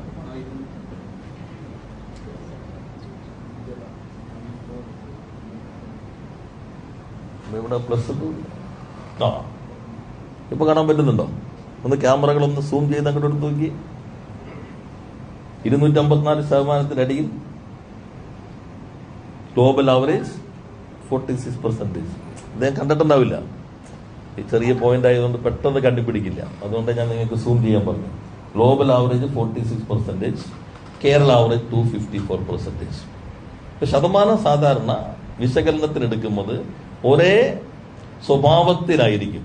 ഒരു രാജ്യമാകാം, ഒരു പ്രദേശമാകാം, കാലമാകാം, എല്ലാം ഒരേപോലെ ആയിരിക്കും, എങ്കിലും കമ്പയർ ചെയ്യാൻ പറ്റുള്ളൂ. ഇവിടെ 46%, അപ്പൊ കുറെ കൂടി വലുതായി. 46%, 254%. ഇത് കക്ഷി രാഷ്ട്രീയത്തിൽ അതീതമായി ഓരോ മലയാളിക്ക് അഭിമാനിക്കേണ്ടതാണ്. ഇന്ത്യൻ റാങ്കിങ് നോക്കിക്കോ. ഇന്ത്യൻ റാങ്കിങ്ങിൽ ഞാൻ എല്ലാ വിശദാംശങ്ങളിലേക്കൊന്നും പോകുന്നില്ല. വേറെ PDF, ആ PDF അല്ല, വേറെ PDF.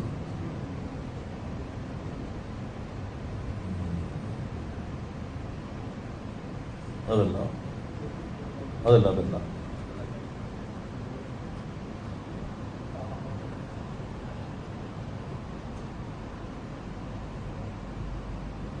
സ്റ്റാർട്ടപ്പ് റാങ്കിങ് നേരത്തെ 21 നമ്മൾ എവിടെ കിടന്ന് നോക്കണം. താഴെയായിരുന്നു. ഗുജറാത്ത്, കർണാടക, മേഘാലയായിരുന്നു ബെസ്റ്റ് പെർഫോമൻസ്. 19 ആൻഡമാൻ മുതൽ 18 ഗുജറാത്താണ്. ഇപ്പൊ നോക്കൂ, ഇപ്പൊ കേരളം, ഇത് 21. വീണ്ടും നോക്കൂ, ഈ വർഷത്തെ നെക്സ്റ്റ് അടുത്തതിലായിരിക്കും ബെസ്റ്റ് പെർഫോമർ. ഈ വർഷം കേരളം ബെസ്റ്റ് പെർഫോമറായി. നേരത്തെ ടോപ്പ് അച്ചീവർ ആയിരുന്നു. ഇത്തവണ IT.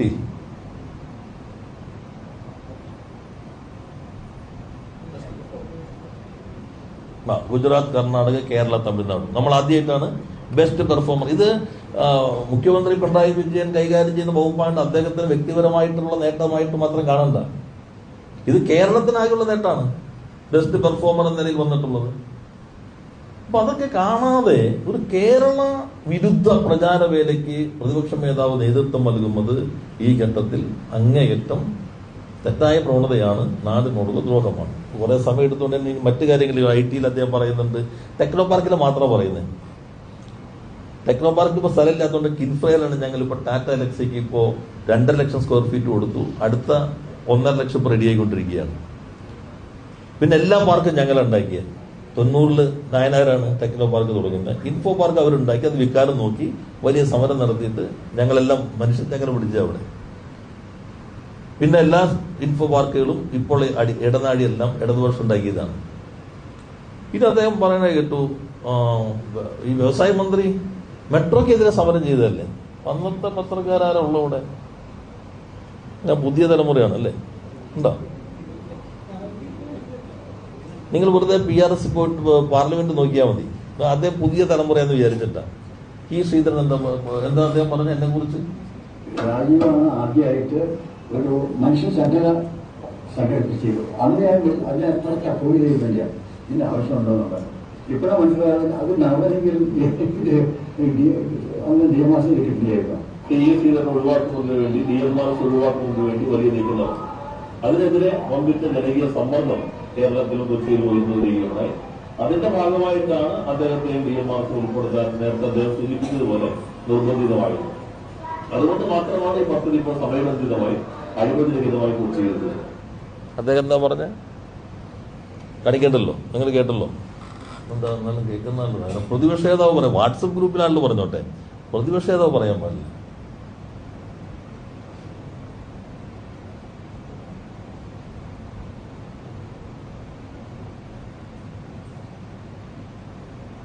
പോട്ടെ.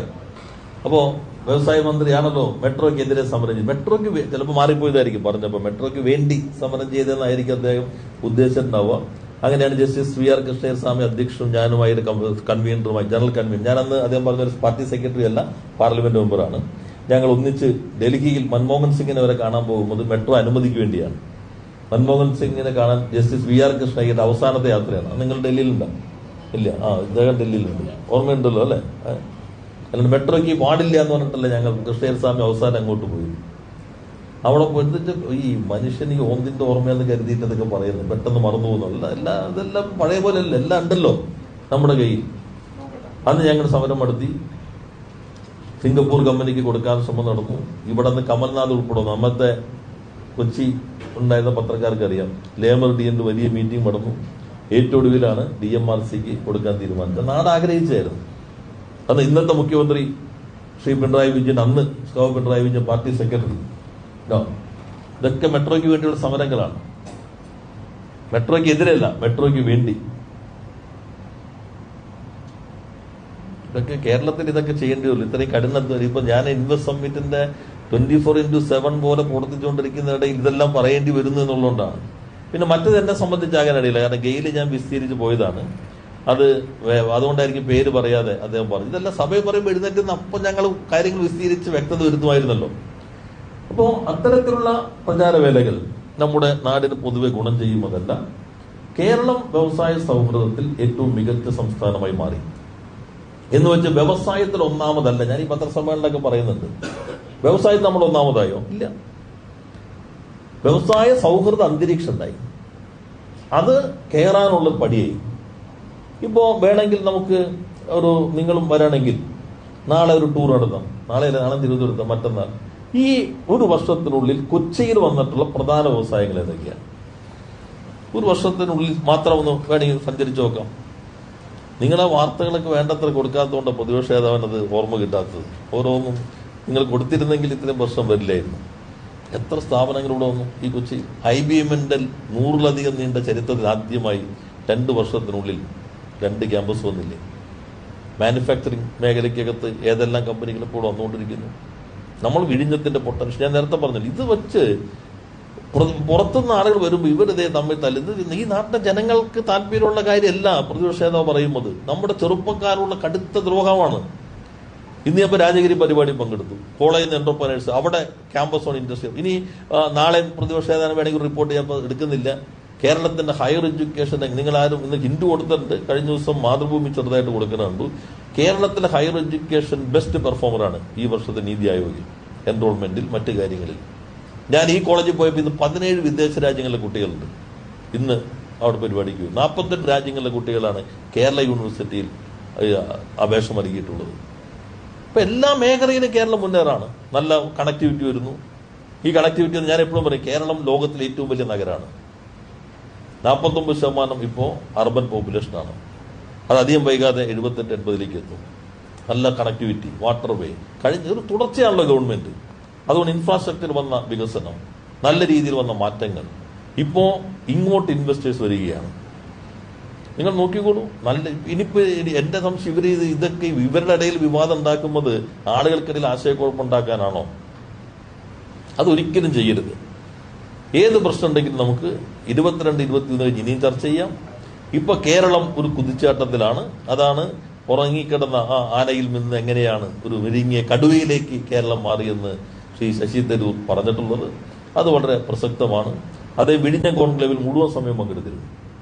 ഞാൻ പറഞ്ഞല്ലോ, ലോകത്തിലെ ഏറ്റവും പ്രധാനപ്പെട്ട 3 കമ്പനികളുടെ ഏറ്റവും ടോപ്പ് ലെയർ ആളുകൾ വന്നു. കടലിൽ അദ്ദേഹം പങ്കെടുത്തു. ഇപ്പൊ ഞങ്ങൾ മൊത്തം സംരംഭകർ സമൂഹത്തോട് അവരാണ് വ്യവസായം നടത്തുന്നത്. പിന്നെ 1 മിനിറ്റ് കൊണ്ട് കഴിയോ? നമ്മുടെ വേറെ സുഹൃത്ത് ചോദിക്കുന്നുണ്ട്, രാജീവ് എന്തൊക്കെ പറയുന്നു? നിയമസഭയിൽ ഇരുന്നാൽ മതി, നിയമസഭയിലെ കാര്യങ്ങൾ പഠിച്ചാൽ മതി. അദ്ദേഹവും ഞാനും ഇരുന്നിട്ടാണ് ഇപ്പോൾ ഒരു ഭേദഗതി വരുത്തി. നേരെ അപേക്ഷ കൊടുത്താൽ 3 വർഷമായിട്ട് നേരത്തെ 3.5 വർഷം വരെ ഒരു ലൈസൻസും ഇല്ലാതെ പ്രവർത്തിക്കാം. നമ്മൾ 1 മിനിറ്റ് കൊണ്ട് പ്രവർത്തിക്കാന്ന് പറയുന്നത് എങ്ങനെയാ? കേരള നിയമസഭ പാസ്സാക്കിയ നിയമമാണ്. ഇത് പാസ്സാക്കിയപ്പെടുത്ത പ്രതിപക്ഷ നേതാവാണ് ഇപ്പോ അതിനെക്കുറിച്ച് പറഞ്ഞത്. അതിൽ ഭേദഗതി വരുത്തിയപ്പോഴുള്ള പ്രതിപക്ഷ നേതാവാണ് ഇപ്പോഴത്തെ പ്രതിപക്ഷ നേതാവ്. ഭേദഗതി ഒന്നുകൂടി നമ്മൾ മാറ്റി. നേരത്തെ അക്നോളജ്മെന്റ് സർട്ടിഫിക്കറ്റ് ആയിരുന്നു, അത് മതിയായിരുന്നു. എന്നുവെച്ചാൽ ബാങ്കുകൾ കൊടുക്കുന്നില്ല. ഇപ്പോ ബാങ്കുകളുടെ വേണ്ടി പ്രിൻസിപ്പൽ അപ്രൂവലാക്കി ഒരു മാറ്റം വരുത്തി. നേരത്തെ 3 വർഷം കഴിഞ്ഞ് 6 മാസത്തിനുള്ളിലായിരുന്നു ലൈസൻസ് നേടേണ്ടത്. അപ്പൊ ചിലപ്പോൾ 6 മാസം ടെൻഷൻ ഉണ്ടാവും, പഞ്ചായത്തിൽ കയറണം. ഇപ്പൊ അത് മാറ്റി 3.5 വർഷത്തിനുള്ളിൽ എപ്പോഴെങ്കിലും നിങ്ങൾ ലൈസൻസ് എടുത്താൽ. നിയമസഭ പാസ്സാക്കിയതാ. ആ നിയമമാണ്, അദ്ദേഹം കൂടി കൈ ഉയർത്തി പാസ്സാക്കിയ നിയമമാണ്. അപ്പൊ അവരെന്താ പറയണ്ടേ? ഞങ്ങൾ കൂടി പിന്തുണച്ചു. കേരളത്തിൽ 2 മിനിറ്റ് കൊണ്ട് വ്യവസായം നടത്താൻ കഴിയുന്ന സാഹചര്യം 3.5 വർഷത്തേക്കെങ്കിലും കഴിഞ്ഞത് പ്രതിപക്ഷം കൂടി പിന്തുണച്ചുകൊണ്ടാണ്. അതുകൊണ്ട് വ്യവസായത്തിൽ അതിവേഗതയിൽ കാര്യങ്ങൾ നടത്താൻ ഞങ്ങൾ ഗവൺമെന്റിനൊപ്പമാണ്. ഞങ്ങൾക്ക് രാഷ്ട്രീയ വിമർശനം ഉണ്ടാവും. ഇതാണ് കേരളം അവരിൽ നിന്ന് പ്രതീക്ഷിക്കുന്നത്. ഇനിയിപ്പോ നിങ്ങൾ വെറുതെ ബാങ്കിന്റെ നോക്കിയോ, SLBC 48,000 കോടിയായിരുന്നു MSMEയിലെ ക്രെഡിറ്റ് എന്നുള്ളത്, ഔട്ട്സ്റ്റാൻഡിംഗ് വായ്പകൾ. ഇപ്പോ 96,000 കഴിഞ്ഞു. കേരള ബാങ്ക് കൂടി എടുക്കുമ്പോൾ 1 ലക്ഷം കോടി കേരളത്തിൽ MSMEകൾക്ക് ഇപ്പോൾ വായ്പ കിട്ടിയിരിക്കുന്നു. ബാങ്കുകളുടെ സമീപനം, താഴെത്തട്ടിലൊക്കെ ഒക്കെ പ്രശ്നമുണ്ട്. അത്രയും വന്നിരിക്കുന്നു. ഇത് നാടിൻ്റെതാണ്, അല്ല ഞങ്ങളുടെ അല്ല. അതുകൊണ്ട് വിനയപൂർവ്വം എനിക്ക് മാധ്യമങ്ങളോട് അഭ്യർത്ഥിക്കാനുള്ളത്, നമുക്കിന് അധിക ദിവസമില്ല, 21, 22 ലോകം കേരളത്തിലേക്ക് വരികയാണ്. നല്ല രീതിയിലുള്ള ഒരു ഇൻവെസ്റ്റ്മെന്റ് പ്രൊപ്പോസൽ വരുമെന്ന് കണക്കാക്കുന്നു. ആ ഘട്ടത്തിൽ Keralam one of the best in India knowledge ഇൻഡസ്ട്രീസിൽ, അതോടൊപ്പം തന്നെ മെഡിക്കൽ ഡിവൈസിൽ എല്ലാം. ഞാൻ പറഞ്ഞില്ല, മെഡിക്കൽ ഡിവൈസിൽ ഇന്ത്യയിൽ 24% കേരളത്തിലെ കമ്പനികളാണ്. ഇതെല്ലാം നമ്മളെല്ലാവരും കൂടി ഷോക്കേസ് ചെയ്താൽ, നിങ്ങളോട് എനിക്ക് അഭ്യർത്ഥിക്കാനുള്ളത്, ബാക്കി കാര്യങ്ങളൊന്നും അധികം ഇപ്പോൾ നമ്മൾ അതിലേക്ക് പോകേണ്ടതില്ല. ഇതാണ് കേരളം. ഇതെല്ലാം വസ്തുതകളാണ്, ഡാറ്റ അടിസ്ഥാനപ്പെടുത്തിയിട്ടാണ്, അല്ലാതെ കമ്മി കണക്കല്ല, അല്ലെങ്കിൽ വേറെ രീതിയിലുള്ള കമ്മതി കണക്കല്ല, വേറെ രീതിയിലുള്ള ഇപ്പൊ നേരത്തെ പറയുന്ന പോലെയുള്ള ആ രേഖകൾ വെച്ചിട്ടല്ല. BBC വരെ പണം കൊടുത്തിട്ട് എഴുതിക്കുന്ന കണക്കുകൾ, IIM ഇൻഡോർ ഉൾപ്പെടെയുള്ള റിപ്പോർട്ടുകൾ, ഇതെല്ലാം നമ്മുടെ നാടിന്റെ മുൻപിൽ പബ്ലിക് ഡൊമൈനിലുണ്ട്. ഇതാണ് കുറച്ച് ദീർഘമാണെങ്കിലും ഈ ഘട്ടത്തിൽ അതൊക്കെ അവതരിപ്പിക്കേണ്ടി വന്നത്. ഇതല്ല ഈ ഘട്ടത്തിൽ ഉദ്ദേശിച്ചിരുന്നത്, പക്ഷെ അങ്ങനെ ആയിപ്പോയി. നമ്മൾ ഈ അവസരം കേരളത്തിനും വേണ്ടി കേരള ശത്രുക്കളെ തുറന്നു കാണിക്കാൻ നമ്മളെല്ലാവരും ഒന്നിച്ചു നിൽക്കണം. എന്തെങ്കിലും ക്വസ്റ്റ്യൻസ്?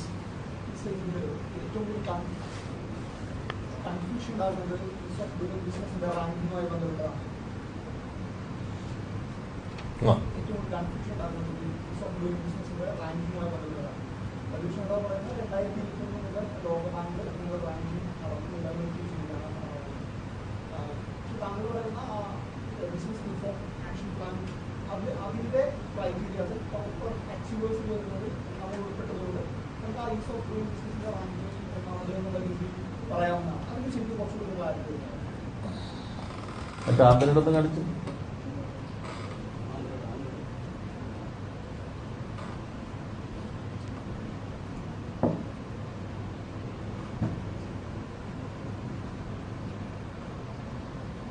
ഇതിനാർക്കെങ്കിലും ക്ലാരിറ്റി കുറവുണ്ടോ? ഇത് കഴിഞ്ഞ തവണത്തെയാണ്. ഇത്തവണ നമുക്ക് 9 കിട്ടി, അവർക്ക് 5 എണ്ണത്തിൽ അവർ ഒന്നാമതായി, ടോപ്പ് അച്ചീവർ. കഴിഞ്ഞ തവണ നമ്മൾ ആസ്പിരന്റ് ആയിരുന്നു, അതിന് അച്ചീവറും കഴിഞ്ഞ് ടോപ്പ് അച്ചീവറിലേക്ക് എത്തി. അപ്പൊ അത് നോക്കൂ, is of doing business in India under BRAP. ചെറുതാ, ഒന്ന് വലുതാക്കി കൊടുത്ത് വായിക്കട്ടെ. ഇല്ലല്ല, നമ്മൾ കൺഫ്യൂഷൻ പാടില്ല. ആകെ ഒരു സൗകര്യമുള്ളത്, പ്രതിപക്ഷ നേതാവിന്റെ പത്രസമ്മേളനം നിങ്ങൾ മിക്കവാറും ആളുകൾ ലൈവ് കൊടുത്തിട്ടുണ്ട്. ഇപ്പൊ നിങ്ങൾ ഇതെല്ലാം വച്ചിട്ടുണ്ടെങ്കിലും ഇതൊന്നും കൊടുക്കില്ല. ഏതെങ്കിലും ചാനൽ ലൈവ് കൊടുക്കുന്നുണ്ടോ? പ്രതിപക്ഷ നേതാവിനെപ്പോൾ അത്രയും ഉന്നതിയിലുള്ള ഒരാളൊന്നുമല്ല ഞാൻ. പക്ഷേ അദ്ദേഹം പറഞ്ഞ കാര്യങ്ങൾക്ക് ഈ നാടിന് വേണ്ടി ഞാൻ വിസ്തീർണം നൽകുമ്പോൾ ഏത് ചാനലാണ് കൊടുക്കുന്നത്? നിങ്ങളും കേരള ശത്രുക്കളുടെ കൂടെയാണോ അതോ കേരളീയരുടെ ഒപ്പമാണോ? ആരും കൊടുക്കുന്നില്ലല്ലോ.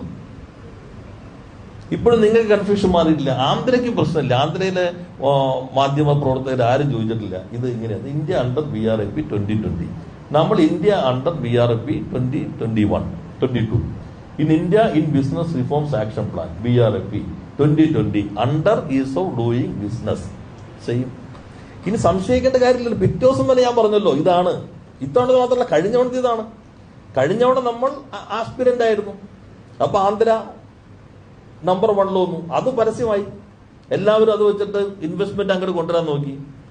കേരളത്തിലാകുമ്പോഴോ കൺഫ്യൂഷൻ ഉണ്ടാക്കാണ്. ഇതെങ്ങനെയല്ല. എന്നാൽ നിങ്ങൾ എന്തുകൊണ്ട് ഈ കൺഫ്യൂഷൻ കഴിഞ്ഞവണ ചോദിച്ചില്ല? അല്ല മിനിസ്റ്ററെ, ഈ 15 എന്നുള്ളത് ഇവരുടെ ഈസ് ഓഫ് ഡൂയിങ് ബിസിനസ് അല്ലല്ലോ, വേൾഡ് ബാങ്ക് നിർത്തിയല്ലോ, അതുകൊണ്ട് 15 അല്ല, നമ്മൾ കുറെ കൂടി മെച്ചമാണ്, നമ്മൾ റിഫോം അന്നും റിഫോമാണ് കേട്ടോ. ഇതൊക്കെ വേൾഡ് ബാങ്ക് ചില പ്രശ്നങ്ങൾ വന്നു, ഓരോ രാജ്യങ്ങളിലെയും തെരഞ്ഞെടുപ്പ് സംബന്ധിച്ച് വ്യത്യസ്തതകൾ വന്നു, അങ്ങനെ അവർ നിർത്തി. പക്ഷെ അതേ ഫോർമാറ്റിലാണ് ഇവർ തുടരുന്നത്, ബിസിനസ് റിഫോംസ് ആക്ഷൻ പ്ലാൻ. ഇനി ഒരു കാര്യം കൂടി ഞാൻ പറയാം. അടുത്ത വർഷത്തേക്ക് നമ്മളിപ്പോൾ 99% പൂർത്തീകരിച്ചു കഴിഞ്ഞു. ഫീഡ്ബാക്ക് എങ്ങനെയായിരിക്കും അറിയില്ല, നിങ്ങളെല്ലാം ഇങ്ങനെ കൊടുക്കുന്നുണ്ട്. ഇപ്പോ അവർ പറഞ്ഞതിൽ 99% പൂർത്തീകരിച്ചു കഴിഞ്ഞു. ഇനി 30 ദിവസം കൂടി ഉണ്ട്. ഇന്നലെയായിരുന്നു ആദ്യം പറഞ്ഞ ഡെഡ് ലൈൻ. ഇനി 30 ദിവസം കൂടി നീട്ടിയിട്ടുണ്ട്. നമ്മൾ 99% അവർ പറഞ്ഞ കാര്യങ്ങളെല്ലാം പൂർത്തീകരിച്ചു കഴിഞ്ഞിട്ടുണ്ട്. കഴിഞ്ഞോണ്ട് ഇത്ര ഉണ്ടായില്ല, അതിനൊക്കെ നമ്മൾ മുമ്പിലേക്ക് വന്നു. ഇനി നിങ്ങളിപ്പോ മനോരമയാണോ അല്ലെ? ആ മനോരമയുടെ ഒരു പത്രക്കുറിപ്പ് ഉണ്ടായിരുന്നു, അത് എടുത്തിട്ടുണ്ടാവും. മിനിഞ്ഞാന്ന് മറ്റു പത്രത്തിൽ ഈസ് ഓഫ് ഡൂയിങ് ബിസിനസ്സിൽ ഇത്തവണ വേഗത പോരാ എന്ന് ചീഫ് സെക്രട്ടറി പറഞ്ഞിരിക്കുന്നു. അപ്പൊ നിങ്ങൾക്ക് തർക്കമില്ല. വേഗത കുറഞ്ഞാൽ തർക്കമില്ല, വേഗത കൂടി റാങ്ക് കിട്ടിയാൽ അയ്യോ ഇത് ഈസ് ഓഫ് ഡൂയിങ് ബിസിനസ് തന്നെയാണോ? അത് നാടിനോടൊരു താല്പര്യമായിട്ട് കാണേണ്ടതില്ല. നിങ്ങൾ എന്നായിട്ട് പറയുന്നത്? കഴിഞ്ഞ ദിവസം മനോരമ പത്രത്തിലേക്ക് കാണുകയുണ്ടായി ഈസ് ഓഫ് ഡൂയിങ് ബിസിനസ്സിന്. അടുത്ത ചോദ്യം ചോദിച്ചാൽ ഞാൻ നോക്കി പറയാം.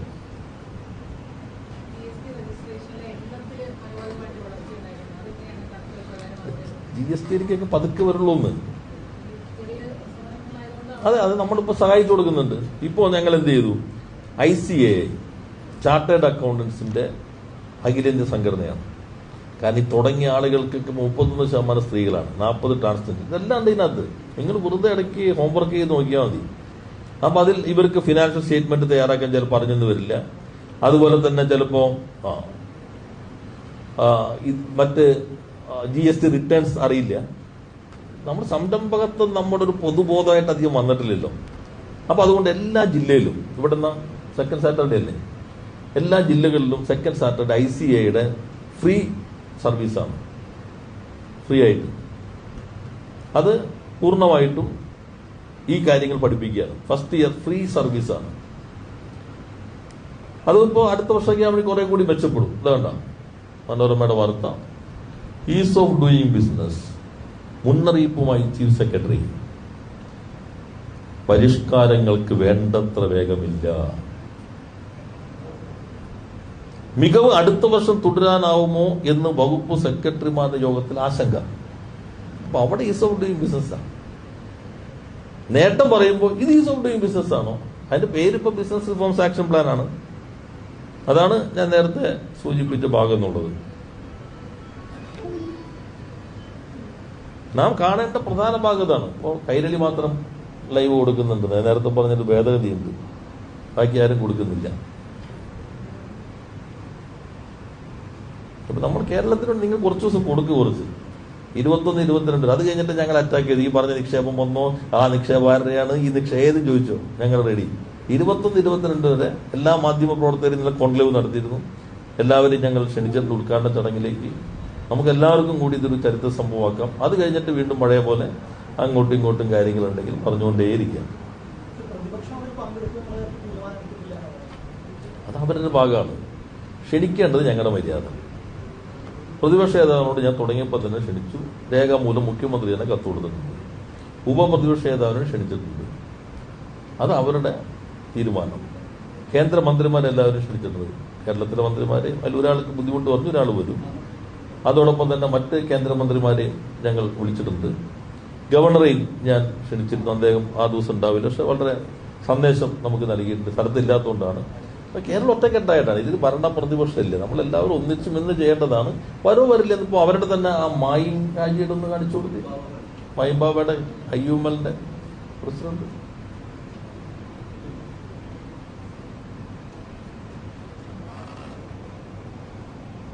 ബഹുമാനപ്പെട്ട മന്ത്രി രാജീവിന്റെ ഓഫീസിൽ ചേംബറിൽ ഒരു ദിവസം ഞങ്ങൾ സംഘടിക്കുകയാണ്. സത്യത്തിൽ കേരളത്തിൽ ഒരു ഫാക്ടറിയും കൊടുത്താല് അല്ലെങ്കിൽ ഇത്തരം സ്ഥാപനങ്ങൾ കൊടുത്താൽ വിജയിക്കയില്ല, അത് നടക്കില്ല എന്ന് പറഞ്ഞുകൊണ്ട് ഒരുപാട് ആളുകൾ മൊബൈൽക്കാരെടുത്തും എന്റെ അടുത്തൊക്കെ സമീപിക്കേണ്ടായി.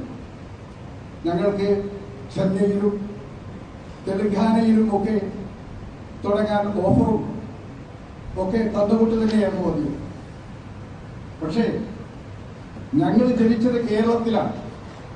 ആ കേരളത്തിൽ ഇത് തുടങ്ങാൻ പറ്റുമോ എന്ന് വ്യവസായ മന്ത്രിയുമായി ഒരു ചർച്ച നടത്താം എന്ന് എന്റെ ചെയർമാനും ഞങ്ങളെല്ലാം കൂടി ആലോചിച്ച് തീരുമാനിച്ചു.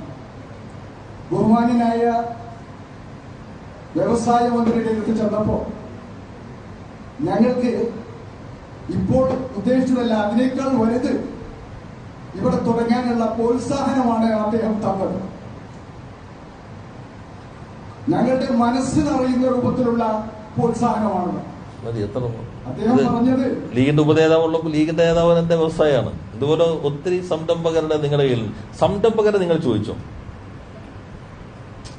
ചിലപ്പോൾ അത്യപൂർവമായിട്ട് ചിലപ്പോൾ ചെയ്യാൻ പറ്റാത്ത കാര്യങ്ങളുണ്ടാവും. ഇപ്പൊ ഞാൻ പറയാം, മഹാരാഷ്ട്രയിൽ കഴിഞ്ഞ ഡിസംബറിൽ ഒരു വലിയ വിൻഡ് മില്ല് തുടങ്ങാൻ പോയി. അവിടെ ഞങ്ങൾ തൊഴിലാളികൾ തരുന്നു പറഞ്ഞു.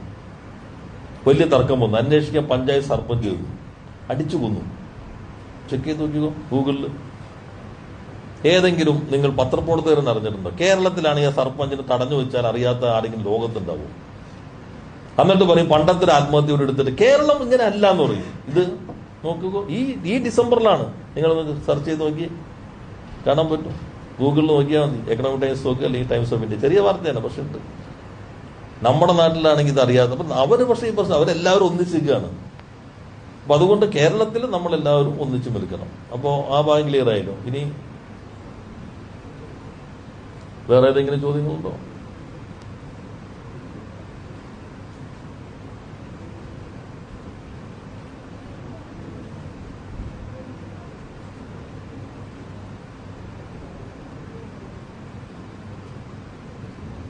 ഓക്കെ, എന്തെങ്കിലും ഉണ്ടെങ്കിൽ എല്ലാം ഇനി ഉണ്ട്, കുറച്ച് ഫയൽ കൂടി തുറക്കാത്തതുണ്ട്, ഉണ്ടെങ്കിൽ പറഞ്ഞാൽ മതി.